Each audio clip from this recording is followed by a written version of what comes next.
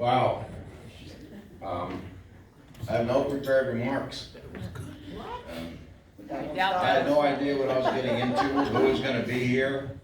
I'm just so truly honored by the folks that showed up tonight. I was hoping there'd be a few of you.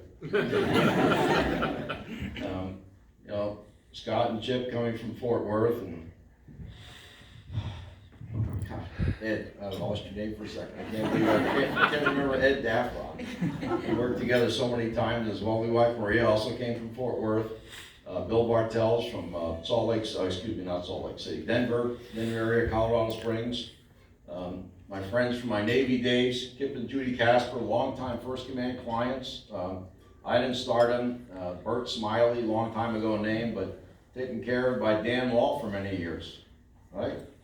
Made a lot of money off these folks, didn't we? You know, and Tom coming from Atlanta, Georgia. Thank you, Tom, for showing up.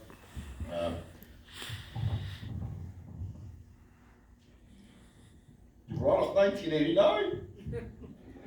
Tough year for me. Thank you for being there. So, let me go to a happier place.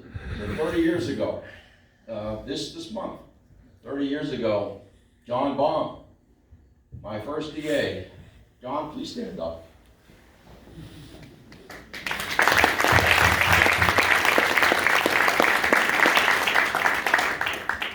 So I was stationed in San Diego. Family was living up here, came up to do my SBP program. And the advisor there, Dick Housen, we talked about it, and he said, you need to meet my DA, John Baum. So we went out to lunch. John paid for lunch, but man, nobody ever bought me lunch before. That was pretty cool. He talked to me about a career with USPA and IRA. I thought, okay, let's see if we can make that work. I really didn't know what I was going to do when I grew up. And then I started getting talked to so that was John Baum. And then I started talking to this guy in San Diego, the DA down there, John Bowe. And then I had an interview with John Beer. Well, I'm Testa.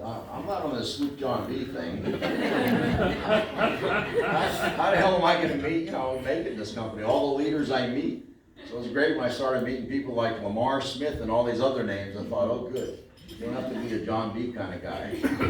But John Baum put up with me and mentored me through my early days and kick-started my life as a First Command or USPA and IRA rep. And I think, where's Doug? You go. There he is. So Doug didn't mention in his talk, but Doug and I spent 3 years together as back then we were registered representatives and agents in the Silrail office. So 3 years, President Club, and then Doug had a higher calling. He wanted to go off and help young youth work with the Junior ROTC program. And he did that for about 15 years. And I see some gentlemen in the back, some ladies and gentlemen back there in uniform, looking like they're going to be doing something pretty important here soon. That's pretty cool. So I always like to see our young folks getting involved in great things like that, great programs. I was very happy to see Doug go off and do that Junior ROTC. I also have a few members of my family here, my son Sean, lovely wife Shannon, and over here my darling daughter Brianne.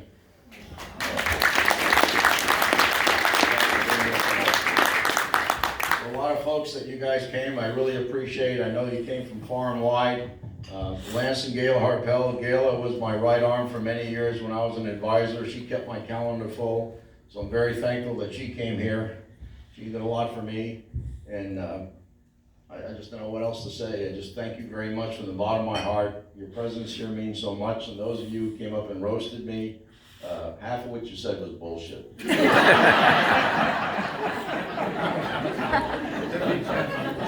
I'll just give you that, because I got the mic last.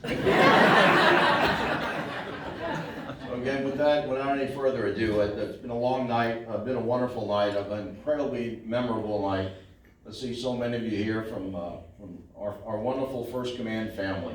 So thank you very much from the bottom of my heart, and poor Linda's going to have to put up me in retirement.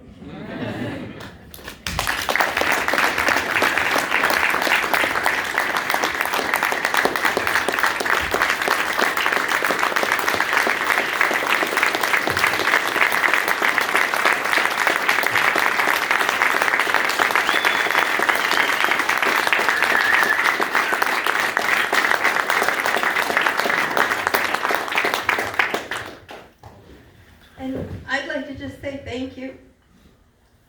When I look out, I just see a room full of blessings, of so many friends and colleagues and people that have touched our lives in such a special way.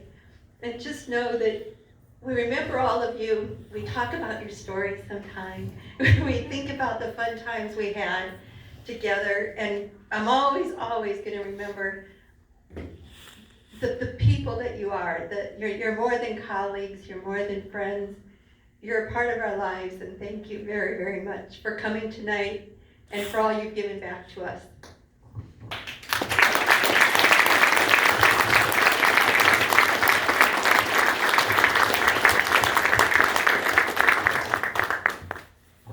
So of course we're not done yet. Dana Clay is going to come up. We have one last thing for you, and Dana's going to tell us a little bit about what that is.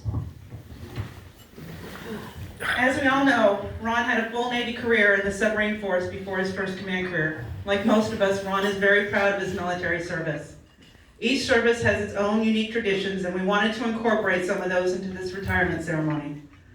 Piping ashore is a historical and traditional naval ceremony that began in the 1500s and was used by every Navy in the world. With the ship's bosun mate manning the bosun pipe to control the actions of the sailors manning the lines, visiting officers were brought aboard in a basket from a small boat so that they would not have to climb the rat lines that the enlisted sailors used. Side boys were assigned to assist in the hoisting and to swing the basket aboard. The more senior officers were generally stouter and normally required more side boys. I took this off the internet, I swear. These days, the piping ashore is reserved for both officers and enlisted men who have completed a career serving their country in the highest traditions of the naval service. There are no baskets involved in today's updated piping ashore ceremony. Now the retiree passes by the side boys who salute as the bosun mate pipes him ashore. Traditionally, the retiree requests permission to go ashore for the last time, symbolizing the end of a naval career. Today, the cadets from South Kitsap High School's Navy Junior ROTC program will pipe Ron ashore. Post the side boys. Forward, march.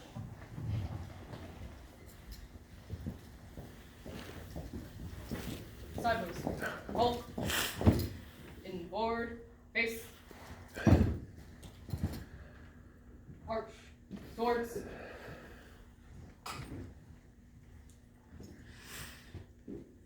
Permission to go ashore? Granted.